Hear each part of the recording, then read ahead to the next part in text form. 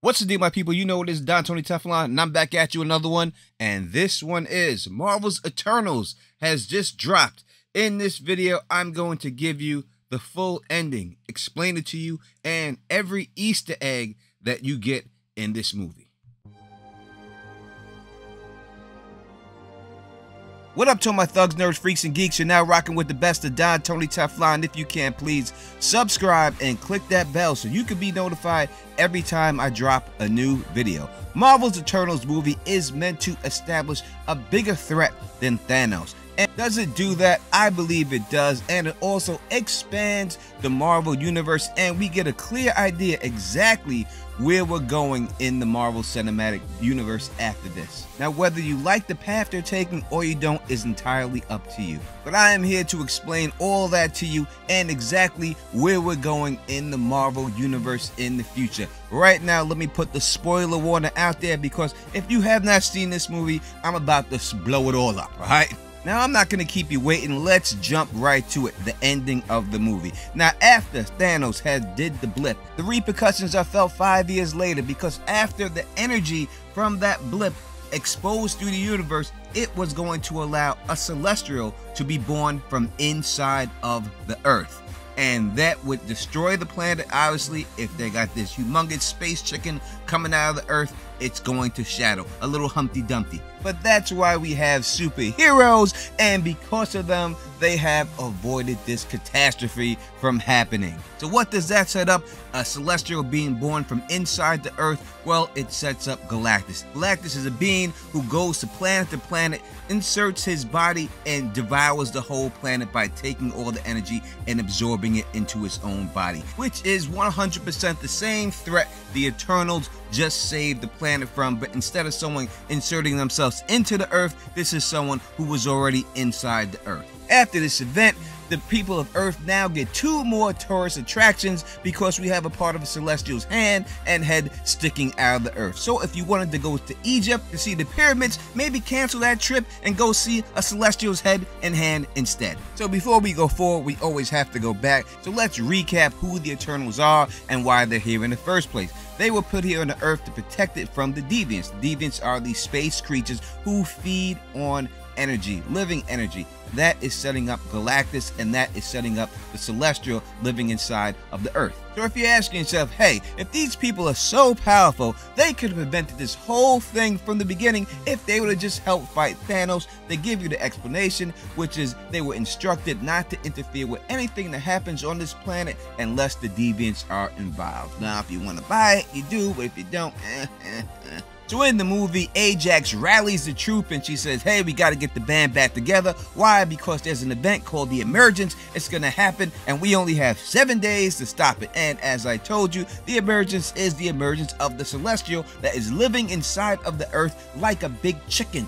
So the Deviants want the Celestial born so they can go throughout the universe, feeding from world to world to world, sucking up all the energy. And again, what they're truly setting up is the way that they get their energy, and that is setting up the one and only Galactus, which also sets up the Fantastic Four, the Silver Surfer, and everything else that we're going to see in the Marvel Cinematic Universe. Icarus in this movie is like the MCU Homelander for the first part of this movie until he does the switch. In this movie, we also get the first MCU superhero sex scene. I'm saying MCU because the truly first sex scene would be between Power Man and Jessica Jones. If you watch the Netflix Marvel series, that was the truly first superhero sex scene, but this is the one for the MCU. Also, we do get an actual first though in this movie, and that is Phastos, who was the first openly gay hero in the MCU. Now, they are all androids, right? They're all like the Vision, but we can still say that it's a gay android, and the first openly gay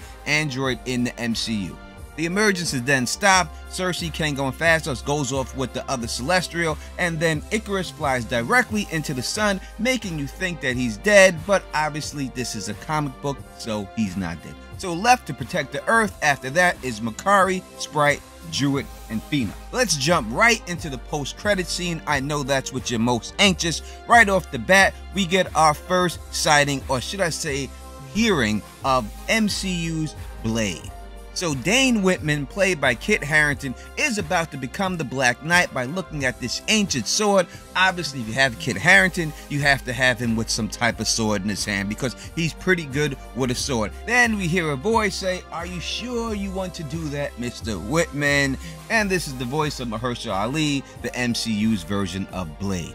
Now, to me, that's the big one, but he gets some other stuff going on in there. We have Harry Styles appear as Star Fox, and Patton Oswalt in another MCU role. I mean, the guy's got more roles than anybody I've ever seen in the MCU, but he is in this as Pip the Troll.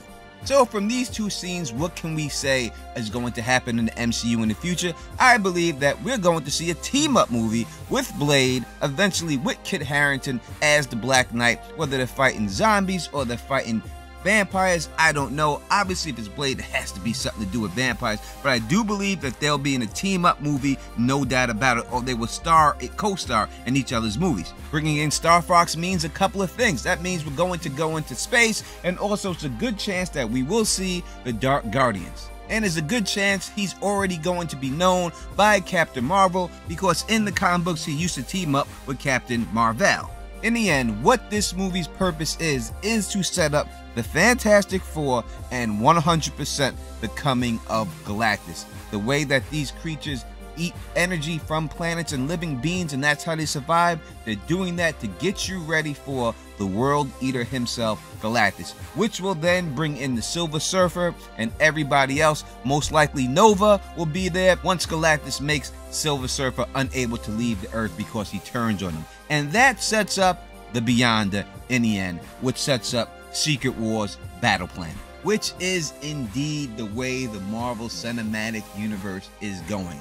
They're trying to get to Secret Wars. There's a couple of cute references to Superman and Batman in this movie, but nothing really too mind-blowing when it comes to Easter eggs at the end. I'll post a full movie breakdown right after I put this up and let you know how I thought of the movie and do I think that they should make a part 2 to this movie. But you tell me what you think. And if you like the way I do this, please thumbs up this, spread this across the realm, and as always, subscribe. And until next time, you know who it is. Peace and stay sexy.